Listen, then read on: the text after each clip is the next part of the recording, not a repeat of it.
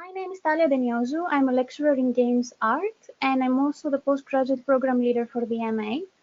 Here on this slide, you can see my email address. So if you have any questions at the end of the webinar or later on, if anything comes up, make sure to send me an email, and I'm going to be very happy to help you with anything that has to do with the degree, the program, or entry requirements for applying for the program.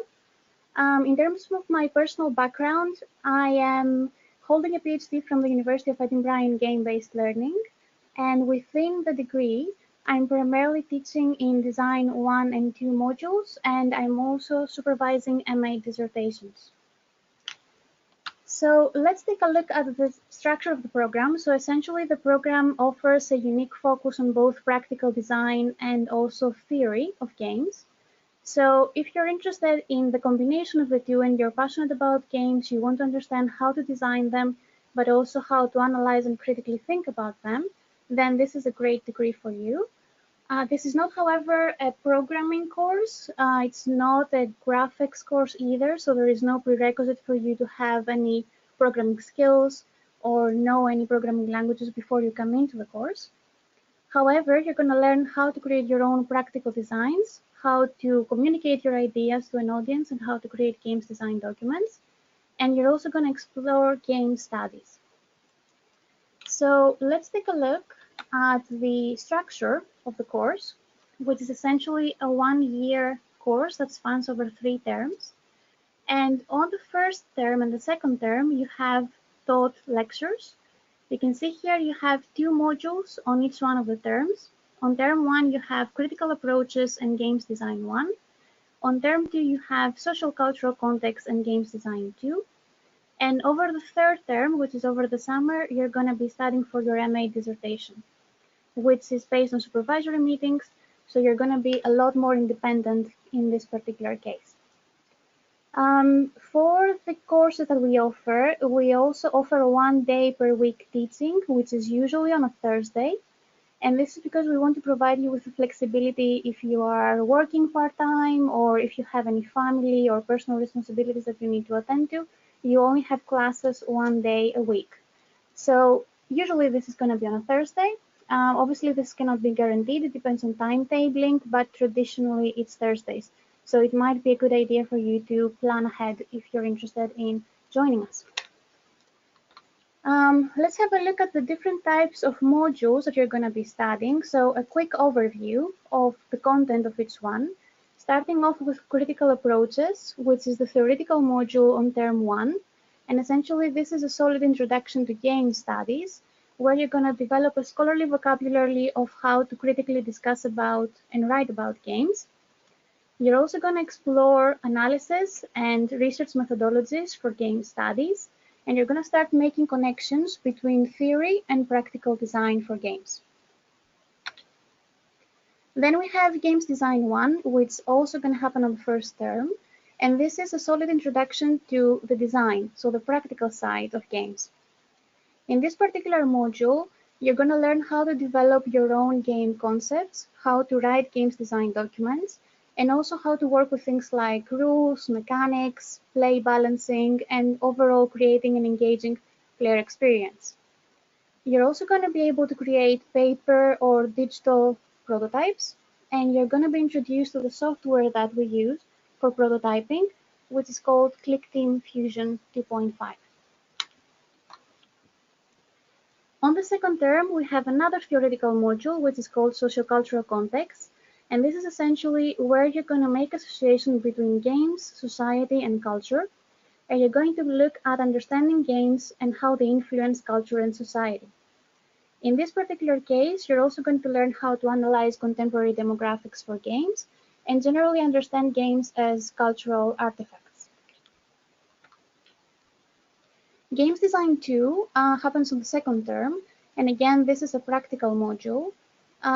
It is a continuation from Games Design 1 in the sense that you're going to be building the skills that you develop in Games Design 1 for Games Design 2. And essentially, in this particular case, you're going to be creating a game every week. So essentially, your lecturer is going to give you a theme every week. Based on that, you're going to have to create a game. And then when you commit for the next session, you're going to play test the game and get some critical feedback on your work. And finally, during the summer, we have the dissertation, and there are three different options to the dissertation. You can either choose to do a theory option, which is essentially a research-focused thesis. You can do a half theory or half design option, or a 50-50 as we call it. And essentially, this is a both written and practical component for your dissertation. Or you can do a design dissertation, which is pretty purely practical, and this is where you create a prototype or a games design document and an evaluation for your project. For the dissertation, there are no taught sessions, so you're only going to have supervisory meetings during the summer with your allocated supervisor. Okay, so let me go ahead and introduce the teaching team, starting off with Chris Cox, who is a senior lecturer and he's also the division leader for digital arts. Chris is teaching Games Design 1 on the first term, and he has a lot of experience as a games designer, but also his background is in creative arts and he has been running gaming events across the UK for years now. He has also won various awards for his teaching and student support, and generally he likes all kinds of games. Justin Parsler is also teaching you design. He's going to be teaching you games design on the second term. He is a senior lecturer in games design and also the associate dean for Q&A. And he has a lot of experience in the games design industry, so he has more than 40 commercial titles to his name since he started publishing games in 1986. And he's also the creative director for Octopus 8, which is a games design studio. For our theory scholars, we have Dr. Andra Ivanescu, who is a lecturer in game studies, and she's going to be teaching you on the first term for theory. Andra is also the undergraduate admissions tutor for the BA that we offer, and she has a PhD in ludomusicology, which is essentially games design and music in combination. Andra is an active researcher, and you can see here on the slide some of her research interests, primarily focusing on paramusical connotations for video games, music, and video game semiotics. And then we have Ivan, Dr. Ivan Kirina, who is a lecturer in game studies as well. He holds a PhD in film and television studies from the University of Warwick, and he's also the editor of Game, which is the Italian Journal of Game Studies. Ivan is primarily working with video games and cinema, film and media theory, and also media literacy and education. Okay, so looking at some practical stuff for the entry criteria and applying for the course, if you're interested, you'll usually ask for a 2.2 UK honours degree, and you can see some of the subjects that we accept here on the slide. So we usually ask for your qualifications in arts, humanities, social sciences, multimedia, computing, or engineering. However, if you are not, you don't have a qualification on one of these subjects, but you have some relevant games industry experience, then I would still advise you to apply because your application is going to be looked at on an individual basis. And also we ask for an English language qualification, which is usually the IELTS at 6.5. If you have any questions about admissions or entry criteria or translating your international qualifications to the UK equivalent, you can contact Central Admissions. And here on the slide, you can see the phone number, but also the website where you're going to be able to find an online contact form. And also, if you're in London in May, we have our next postgraduate open evening on the 23rd. So it would be a great opportunity to come and meet the lecturers and talk to our current students as well. In terms of space, we have two main teaching spaces that we use for both our BA and our MA. They are both located in the Gaskell building.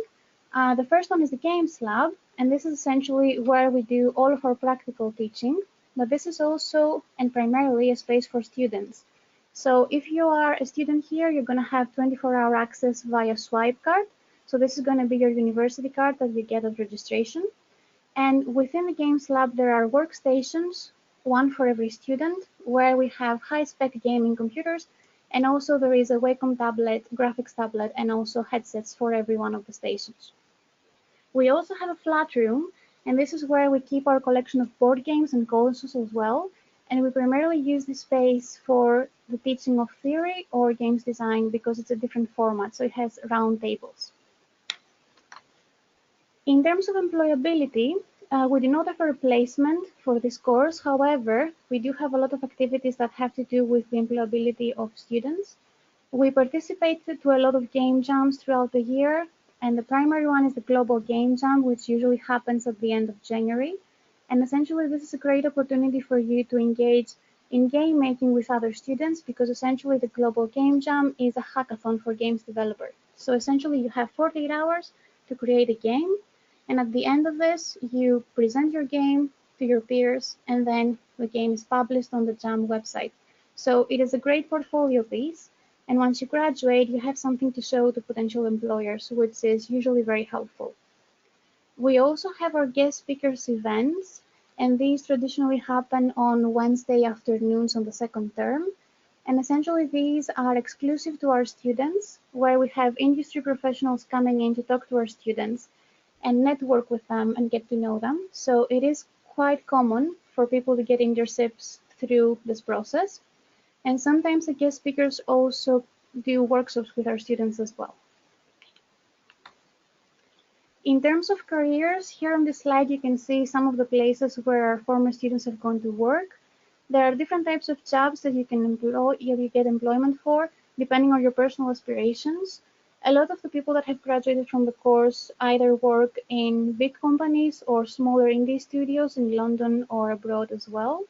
And some of the most common roles that people tend to go for are designers, level designers, producers, or working in marketing, playtesting, and operation for games.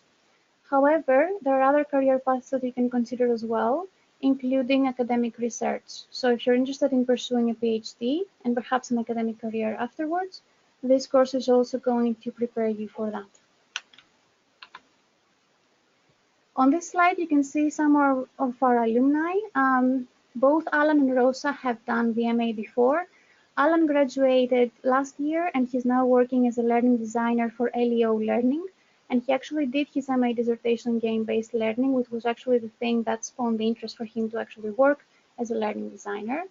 And Rosa graduated a couple of years ago, and she now has her own games design studio, which is called Games for the Many. And she has worked with various companies, including the Chinese room for Dear Esther. But it's not all about studying. Here at Brunel University, we also have a lot of extracurricular activities as well. And we do host a lot of social gaming events, board game nights, and Steam game nights, where you can actually socialize with other postgraduate students, but also undergraduate students as well, and you can play games with lecturers, because we usually tend to attend these events as well. So this is me. I am going to pass this over to Richard, who is going to talk to you about the degree from student perspective. Okay, hello everybody. So I'm Richard, and I'm going to take you through what it's like to be a student at Brunel. So first of all, a little bit about me. I'm Richard Coles. I'm from Shropshire in England, and I did my undergrads in English literature with theatre and performance way out in Bangor University in Wales, and now I'm on the MA. So first of all, I'm going to take a bit of an outside-in approach to this and start with sort of the surrounding areas. So Brunel's in Uxbridge in London, and I sort of put a little map out here so that you can see where Brunel is in context to the surrounding area. You've got just north is Uxbridge itself, which has got plenty of facilities in terms of like there's malls and shops, that kind of thing. And then inside at the bottom of the picture, you'll see red areas, which is where the university itself is. The library is got a little arrow going to it, and that's where you'll be spending a lot of time if you're working hard. And then the little red bar above that is the main sort of, you can call it a high street for the university, where a lot of the buildings that are the most important will go off of, and you'll be able to find stuff from there. Then you've got the other red square, which is the main games building, which is the Gaskell building, and that's where all the rooms that Talia explained are, and where you'll be able to find a lot of the stuff that you need. And then the other thing is that the local area has loads and loads of different shops of various kinds.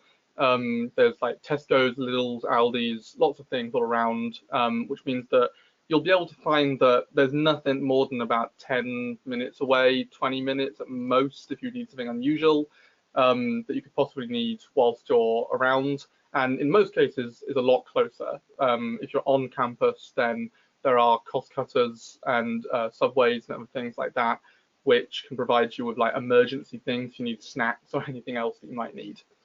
So also, there's good transport links. Buses in the local area are really, really good. Going to all kinds of different places. They take usually no more than like 10, 15 minutes between buses. So you'll have plenty going there. There's also trains both in Uxbridge. There's the underground down overground, and also down south in West Drayton are able to get into London and also to the wider world. In fact, it's actually a very convenient place right here because we're just outside of the central London area, meaning that if you do get any trains and you go away from London, you won't have to pay for the extraordinary London prices just for like one little part of it, which means that it's cheaper to get out of London from here than it would be in other places of London. Also, we're right next to Heathrow, so if you do need to get a plane from anywhere, then it's really easy. Okay, so here's campus. It's really pretty. Lots of green spaces. It's a really sort of nice environment to be in that sense, like just physically. Everything's fairly easy to get to because the campus is nice and compact, which means that if you're just going somewhere else on campus, then everything's pretty much within a nice short walk, which is very convenient. There's also, like I mentioned before, some shops on campus. Nothing like a big Tesco or anything, but at least things that will get you, a nice cost cutter, any quick food you might need, emergency supplies, etc. There's also, on some days, little outdoor markets that get set up with nice fresh food of lots of different kinds. So if you're ever running late on the way to a lecture or the library or some meeting, then you'll be able to quickly pick up some bread or something else that's really nice, hot and fresh whilst you get it, which is really convenient. Also, the library is open 24/7, except during a couple of holidays, but with those exceptions, you'll be able to go in at any time to get whatever you might need in the library. So that's also very convenient. In terms of what's going on, there's both extracurricular stuff going on, and also if you need work to support yourself or anything like that part-time, you can get stuff like that too. There's plenty of clubs and societies, and you can go on the websites of the Students' Union to find out about that kind of thing. It's about specifically what they've got. There's a wide variety of activities to do, though, and they're all very enjoyable. There's bars and nightclubs, both ones that are run by the university and are on campus. And also, obviously, it's London, so there's plenty of stuff off campus as well. There's varsity, which is meaning that Brunel being a sports-focused university as well, there's lots of events that are going on for you to join in terms of sports teams and everything you might want. In Uxbridge itself, off campus, there's the town centre, which has got malls, it's got cinemas that you might want to go to if you're needing to see stuff with friends, like I've done that, and various other activities that you might want to get onto. There's also Hayes nearby, West Drayton nearby. You've got plenty that you might need. The Students' Union also runs events, like pictured is the Colour Dash, where you can do a 5K run with lots of cool powdery, colory stuff being thrown at you, which is a lot of fun. And it's a good way to sort of engage with the other people at the university. It's not the only one though, the union's also constantly running different kinds of events, so you want to keep your eye out for stuff like that that's going on. As for work, there's the university job shop here, which can provide you with either work on campus that could be doing like one-off stuff, or maybe more regular work working at any of the facilities here at the university. But there's also Brunel Volunteers, which is run to help with some of the events that go on, and also with other more regular stuff as well. Because it's London, again, there's local job opportunities everywhere. And in particular, one that I found has helped me is that Heathrow Airport's nearby, and they're a massive provider of jobs, like loads and loads and loads. So you'll find that there's loads of job opportunities there. And if you're needing to sort of have a little bit of help finding anything like that, then the university does run a careers fair, which is really successful. I found my job through that. And it can get you attached to any people who might either be looking for jobs directly, or the sort of companies that get you in contact with other people and can get you anything you might need there. And that goes for a wide variety of things. So no matter what kind of job you feel like you'd be good at or enjoy, there's going to be people who can get you in contact for that. Okay, so then looking at the course itself, It doesn't require any art or programming experience, which is really useful. It's respected within the industry, as you can see by the example Talia gave of people who've gone on to work in the industry. And then Talia and the other staff are all excellent, and they'll help you with any problems that you might need as you're going on. And I'll come back to that later on, but that's a big deal, is that you can get help. So the modules, just sort of recapping what was explained earlier. You've got your theory and your design, and the assessments for theory are written essays. So you'll be given help and advice on exactly how to do essay writing if you haven't done that during your undergrad, if you were doing some different kind of degree. And also critical approaches in particular will help with thinking about the methodologies that you'll need. And also those essays then provide you with ways of putting into practice the things that you've actually learned about methodologies and different concepts during your theory modules. And they're also, the theory modules are really useful because if design is giving you practical skills, then what theory is really great for is it gives you a position of strength to utilize those practical skills, about knowing when you should be using them, how you should be using them, and what direction you should be going. So you'll be able to use your practical skills in much more efficient and useful ways thanks to the theory modules. But how do you get skills in the first place? Well, that's design. So the design modules are much more practical. They'll take you through all the skills that you might need, which means that it's not just knowledge, it's also skills. And you'll get a pretty good knowledge of like all the rules you might need to know about the different principles of making rules, and also of good industry practice, which is really important because you'll actually have a good idea of the kind of things you'll be needing to do when you actually go out and then into the world of work. And in game design too, in particular, you'll be making lots of games. We talked earlier about how it's a game a week, and that is very true. You will only have 7 days each time to make an entire little prototypey thing, which means that you have a lot of opportunity to iterate really quickly on the things that you're learning and put them into practice immediately, which is really useful for helping to cement those skills in place and get the practice that you need in just 1 year to be able and put it, develop what you need for working in the industry.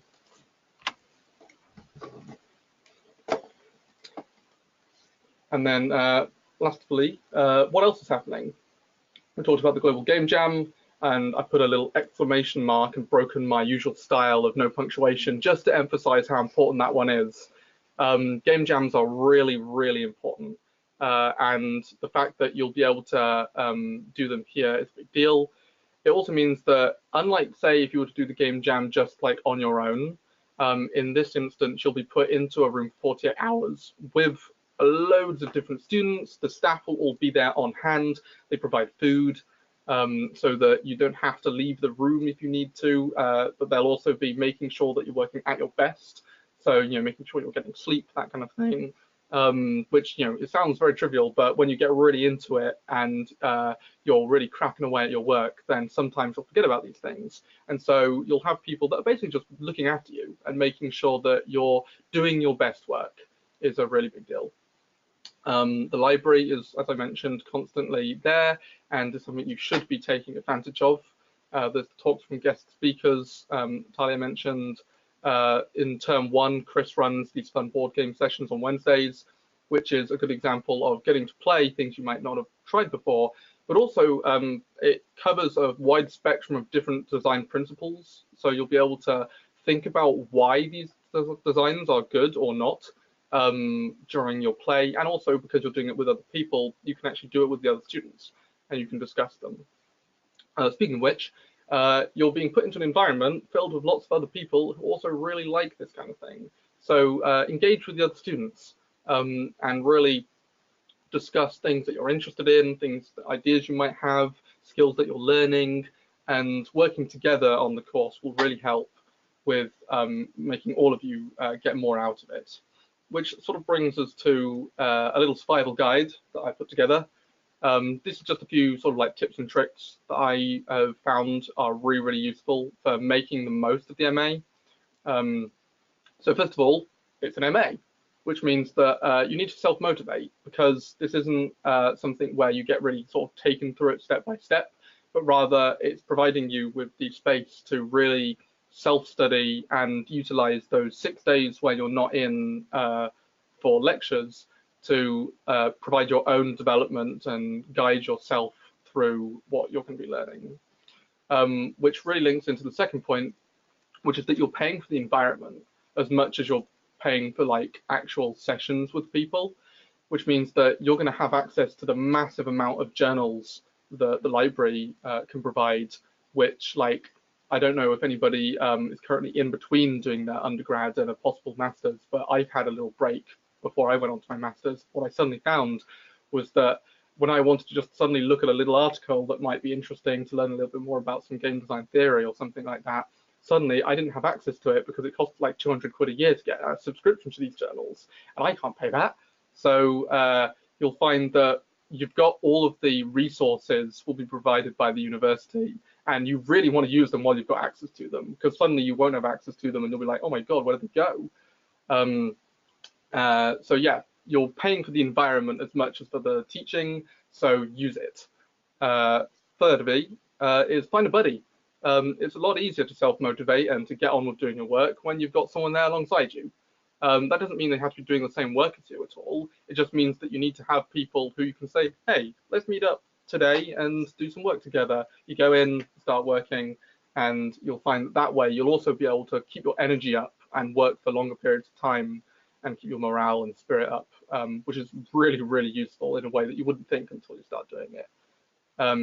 So find a buddy system, it's good.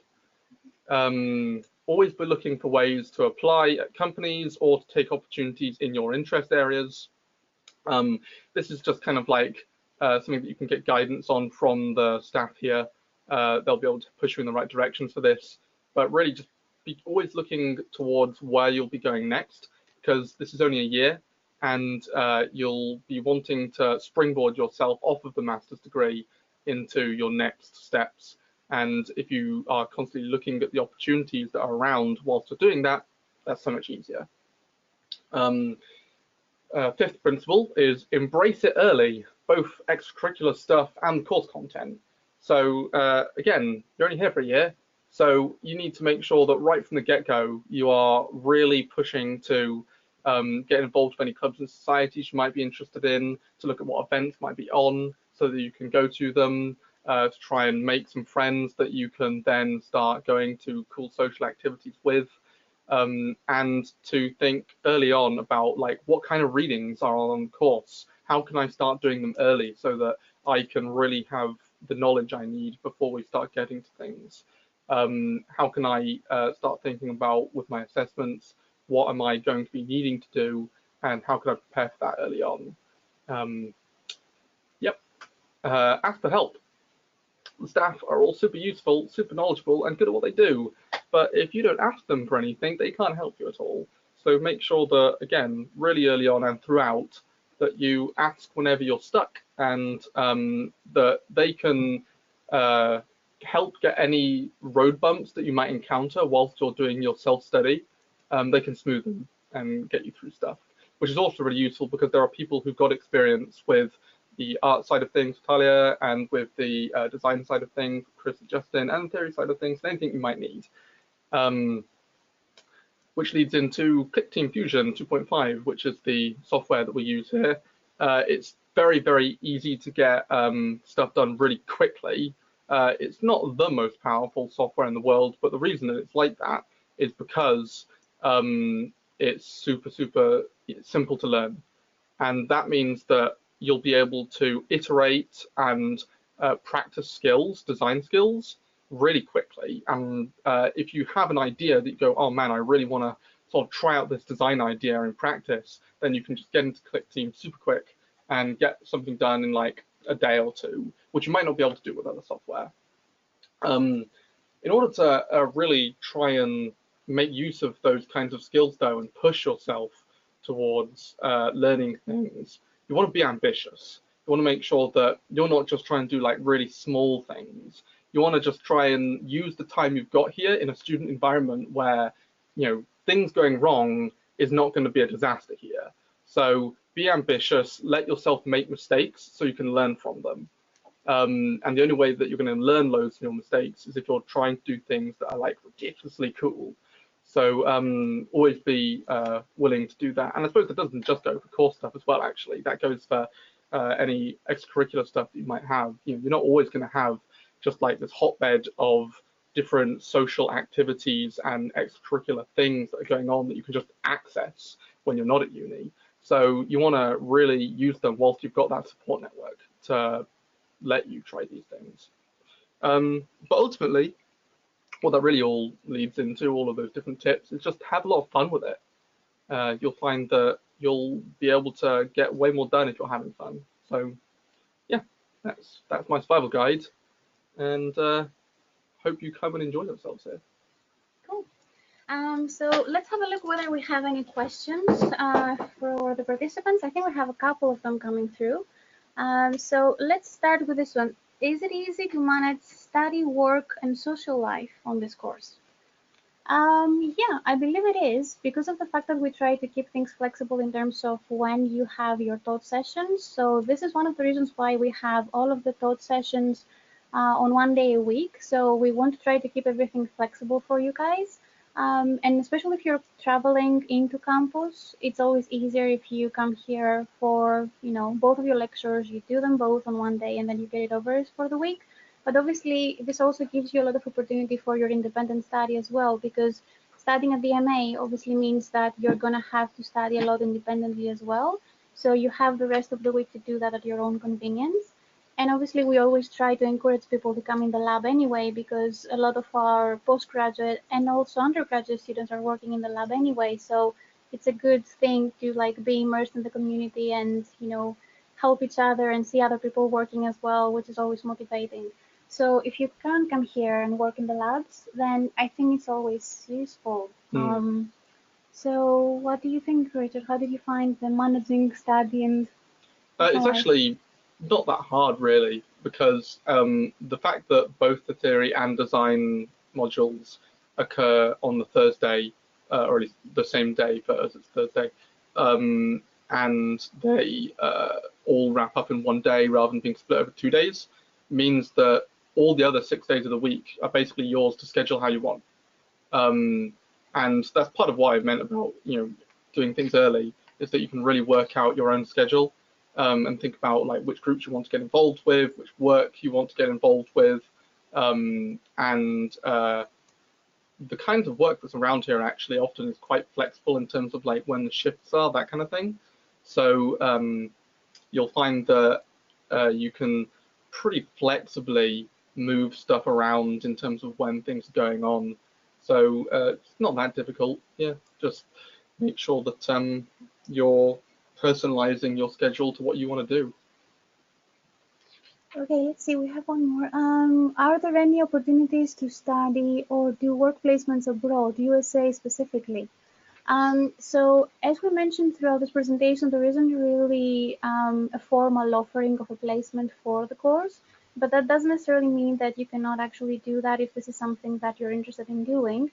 Generally, the way that it works in terms of employability and placements or job adverts and things like that is that we try to communicate them as much as we can to the students. So we have a Facebook group, which is essentially a closed Facebook group. And when you join university, you're going to be a member of this group. So if us as lecturers get any posts or any opportunities or roles from the industry, we'll post them on Facebook usually. So it tends to be a situation where the students can actually see job advertisements coming up. So it is a good thing to do that if you're monitoring Facebook, so you know when we are approached as lecturers and then we pass on the opportunities to you guys. Also, as a student here, you're going to be a member of Yuki. And again, they have job listings on their website as well. So this is another great resource for finding employment when you're done with your studies. And then again, things that have to do with employability, like participation to game jams, is obviously coming to the guest lectures and networking with the speakers that come in from industry to talk to students, because it's not uncommon for people to actually find work this way. Essentially, with Mediatonic specifically, which we had a guest lecture from the creative director a couple of years back, we have some students working for Mediatonic at the moment. I think 2 or 3 of them are working there. So there are ways to actually get immersed into the world of the industry and find work, not necessarily just in London, but in the UK and perhaps abroad as well.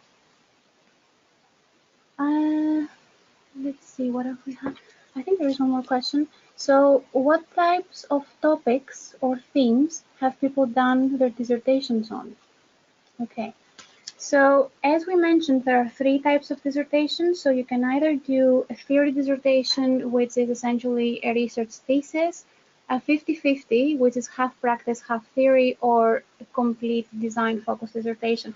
For design-focused dissertations, people usually tend to go for games. So if they have a specific game idea that they would like to explore, then basically they choose this option usually, and then they create a prototype and a design document for the idea that they have. So if you want to make a game, if you want to make a specific game, then probably this is the best option for you. If you're going for the half and half, 50-50, then usually you find a theoretical topic that you want to explore, and based on that, you also create a prototype. So this is, for example, what Alan did. So he's a student that you have seen previously on the slide, the Alumni. And he essentially created a game that was helping students that were doing their GCSEs learn about English literature. And based on that, he actually immersed into the literature for game-based learning in general, and therefore this created this interest on learning design. And this is essentially what he's doing as a career now. And in terms of the theory dissertation, again, this depends on what are your particular interests. So we have had people doing research on semiotics before, or gender studies, or for example, female character representation, different types of games like Tomb Raider, for instance. Or you might be looking at things like, let me see, there is a topic here that I have in front of me, which is how does the world of Bioshock explore repression and corruption?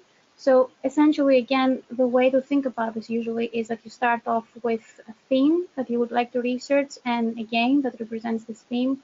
And then based on that, your supervisor is going to help you frame this into a research question and start working on, analyzing that and creating your own arguments. And I think that it's also with regards to the kinds of topics that you'll end up thinking you might want to do for your own dissertations. The library has, as I mentioned, like a really wide array of different topics related to games in terms of the books that are there and the journals that they have subscriptions to. So if you look through all of those books and journals, you'll find that there are loads of things which people are able to base dissertations off of. You can pretty much think of like almost anything that you might want to do for your dissertation, and there will be things for you to read up on and for you to find that further your own research into things. Or if you just want to apply to a practical games project, then there'll be things that you can try and incorporate into how you design your game. So there's a lot of stuff there. Also, as you do subjects like critical approaches and socio-cultural contexts, you'll find that the readings that you're encouraged to read and which you are discussing during your seminars will often inspire you during the year to have really cool topics. I know that, for instance, in critical approaches, you might talk about what form and aesthetic is in a game as opposed to any other kind of medium, and if it's different and how it's different and how much and all this kind of thing. And that will be a discussion which you can then think, oh, I have a really cool idea for a dissertation now, and then you can expand it and you can ask the lecturers here and they'll be able to suggest directions you can take it and research that might help you. Or maybe you will want to do something on, let's just say, subcultures. You might think, how do game players form subcultures, and what kinds of different practices do they have, both in the games and outside of them, and how does that affect the way that you might want to design a game? Or if you're not deciding to do the design one and just the theory one, then how would you like to research the way that happens in existing games? So there's loads of different directions you can take it. It's really wide open, to be honest. And part of it being an MA is that, frankly, you kind of just get to do what you want in that sense. So, you should be looking for things to inspire yourself, and then just make it happen, and the earlier you start, the better you'll be able to do it at that. So, yeah. Yeah, this is actually very good advice from Richard, because especially for the dissertation, you have the flexibility to do what you want in terms of what interests you. And this is the way that the structure of the module is as well. So essentially, you have to come to the supervisors with a proposal, and based on that, you're going to start creating your dissertation. So it's completely up to you to find a topic that is interesting to you and, tailor your studies to what it is that you want to do. Okay, let's see. I don't think we have any more questions. No, it doesn't look like we do. Okay, so I think this is gonna be it for us. Thank you very much for tuning in. And obviously, if you have any questions at a later stage, or if anything comes up later on, do feel free to send me an email at any point, and I'm gonna be happy to discuss anything, either about the course or admissions or anything relevant to that.